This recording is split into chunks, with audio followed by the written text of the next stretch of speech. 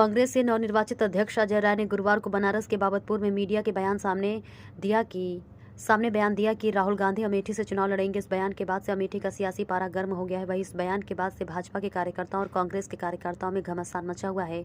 दोनों पार्टी के नेताओं में आरोप प्रत्यारोप का दौर जारी है। वहीं अमेठी में कांग्रेस नेता व पूर्व एमएलसी दीपक सिंह ने अजय राय के बयान का किया समर्थन। दीपक सिंह ने कहा है कि राहुल गांधी जी का अमेठी में हो रहा है इंतजार। अमेठी में कांग्रेस कार्यकर्ता कर रहे हैं चुनाव की तैयारी। वहीं कांग्रेस प्रवक्ता अनिल सिंह ने कहा है कि राहुल गांधी का अमेठी में से 3 पीढ़ियों का नाता। अमेठी की जनता का कोरोना काल में राहुल गांधी ने ध्यान रखा था। वहीं बीजेपी के मीडिया प्रभारी चंद्रमौली सिंह ने पलटवार किया। भाजपा प्रवक्ता व मीडिया प्रभारी चंद्रमौली सिंह ने कहा कि अमेठी की जनता दीदी स्मृति ईरानी को अमेठी की दीदी मान चुकी है और दीदी ने अमेठी का विकास किया है और अमेठी के लोगों के सुख दुख में खड़ी रही है। अमेठी की जनता दीदी स्मृति ईरानी को भारी बहुमत के साथ फिर से अमेठी का सांसद बनाएगी। अजय राय जी ने राहुल गांधी जी को जो अमेठी से लड़ने की बात कही है, निश्चित रूप से अमेठी का जन जन पहले से उसकी तैयारी कर रहा है। अमेठी के लोग राहुल गांधी जी को अपना परिवार मानते हैं और राहुल गांधी जी अमेठी के लोग अपना परिवार मानते हैं। अमेठी इस बार राहुल गांधी जी को रिकॉर्ड मतों से जिताकर अपनी भूल सुधारना चाहती है, क्योंकि राहुल गांधी जी जब वायनाड के सांसद हैं तब भी अमेठी को ठीक उसी तरह मोहब्बत करते हैं जैसे जब वहां सांसद थे तब करते थे। पूरा देश इस बात को जानता है, लेकिन अमेठी इस बात को मानती है कि राहुल गांधी जी ने कन्याकुमारी से कश्मीर तक की जो लंबी पदयात्रा की, उसके पहले वो अमेठी आए थे और अमेठी उन्होंने कहा था किसी भी अच्छे काम की शुरुआत अपने घर से करना चाहते थे और उन्होंने जगदीशपुर से जामो तक की एक बड़ी पदयात्रा की थी जिसमें हजारों हजार की संख्या में लोग उनके साथ चले थे। तो राहुल गांधी जी का लगातार अमेठी से जुड़ाव है। अमेठी के आम कांग्रेसी कार्यकर्ता, नेता, आम जनता मजबूती के साथ राहुल गांधी जी के चुनाव की तैयारी कर रही है, अपनी भूल सुधारना चाहती है, अमेठी के रुके विकास को फिर शुरू करना चाहती है, झूठ के व्यापार और दुकानों को बंद करना चाहती है और राहुल गांधी जी को अमेठी से सांसद चुनकर देश का प्रधानमंत्री बनाना चाहती है।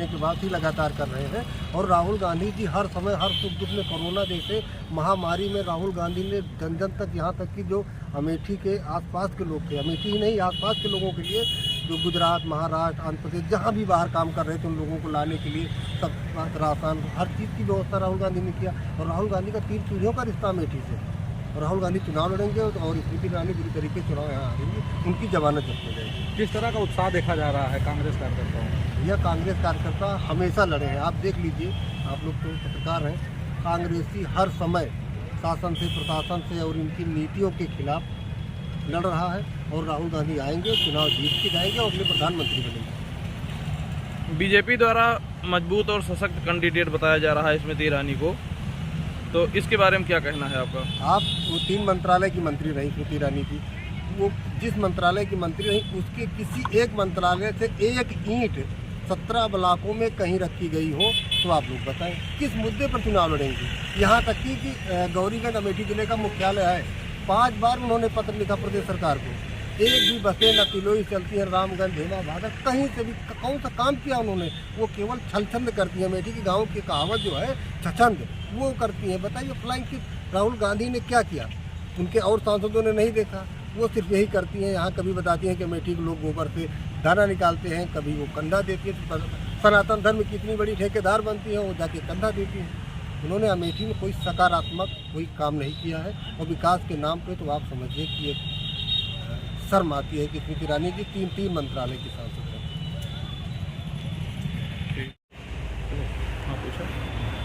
अजय राय का बयान आया है कांग्रेस के प्रदेश अध्यक्ष का कि राहुल गांधी इस बार फिर चुनावी मैदान में 2024 के होंगे, तो स्मृति वर्सेज राहुल गांधी का मुकाबला किस तरह से देख रहे हैं? अब आज अमेठी में स्मृति वर्सेज कोई नहीं है।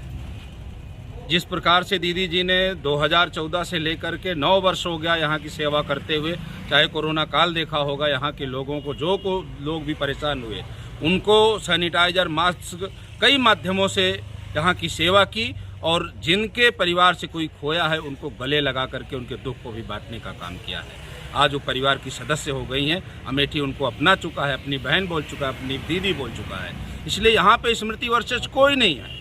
अगर राहुल जी आते हैं तो 15 वर्ष जो उन्होंने अमेठी का बर्बाद किया है उसका बदला यहाँ का नौजवान, यहाँ का किसान, सारे लोग लेने वाले हैं। और ये तो बरसाती मेढक हैं, हर 5 वर्ष पे पहले आते थे, अमेठी से जो टाटा बाय बाय रिकॉर्ड में जीत के चले जाते थे। लेकिन अमेठी की जनता अब जाग चुकी है, अब गुलामी की मानसिकता को छोड़ चुकी है। अब ये आज़ाद अमेठी है। अब ये नरेंद्र मोदी जी और योगी जी के और दीदी जी को यहाँ पे चुनने वाली है।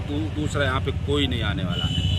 कांग्रेस दावा करती है कि बीजेपी द्वारा कोई विकास नहीं किया गया है, सारे विकास कार्य कांग्रेस के हैं और उसी विकास को जो है बीजेपी अपना विकास बताती है। देखिए, कांग्रेस ने हमेशा ही आंख में धूल झोंक के काम किया। जैसा कि आपने सुना भी होगा, चाहे गांधी परिवार हो या कांग्रेसी हो, हमेशा कहते थे कि अमेठी हमारा घर है। कहाँ से आपका घर है? एक भी छत नहीं आपकी। और दूसरा, अमेठी को घर बताए, इलाज के लिए मेडिकल कॉलेज नहीं, पढ़ाई के लिए महाविद्यालय नहीं, और किसानों को जो है कृषि विज्ञान के जो है केंद्र की व्यवस्था नहीं।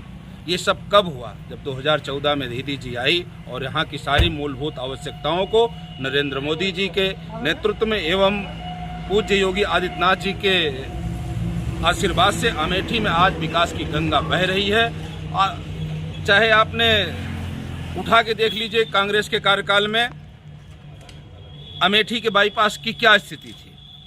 पता ही नहीं चलता था कि सड़क गड्ढे में है या गड्ढे में सड़क है। आज बढ़िया चमचमाती हुई सड़कें बनी है। आप जो भी हाईवे चले जाइए, देखिए चमचमाती हुई सड़कें हैं। विकास कार्य नेता बोल रहे हैं, जनता तो चिल्ला रही है कि मोदी योगी जय श्री राम। कोई विकल्प नहीं है। और अमेठी में स्मृति दीदी इस बार बहुत भारी मतों से, रिकॉर्ड मतों से जीतने वाली है।